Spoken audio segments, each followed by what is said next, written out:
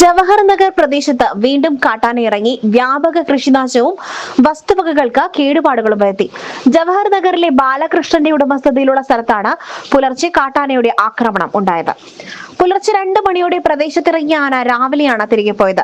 ബാലകൃഷ്ണന്റെ പറമ്പിലെ റബ്ബർ തൈകൾ ആന ചവിട്ടി മെതിക്കുകയും പിഴുതെറിയുകയും ചെയ്തു. കൂടാതെ വീടിന്റെ സർവീസ് വയർ വിച്ഛേദിക്കുകയും ജനൽ അടിച്ചു തകർക്കുകയും ചെയ്തിട്ടുണ്ട്. പ്രദേശത്ത് കാട്ടാന ശല്യം രൂക്ഷമായി തുടരുന്നതിൽ നാട്ടുകാർ കടുത്ത പ്രതിഷേധത്തിലും ആശങ്കയിലുമാണ്. കൃഷിനാശം സംഭവിച്ച കർഷകന് അടിയന്തര ധനസഹായം ലഭ്യമാക്കണമെന്നും മേഖലയിൽ വന്യമൃഗ പ്രതിരോധ സംവിധാനങ്ങൾ ശക്തമാക്കണമെന്നും നാട്ടുകാർ ആവശ്യപ്പെട്ടു. SS Gold, Pure Gold. SS Group, Nilambur.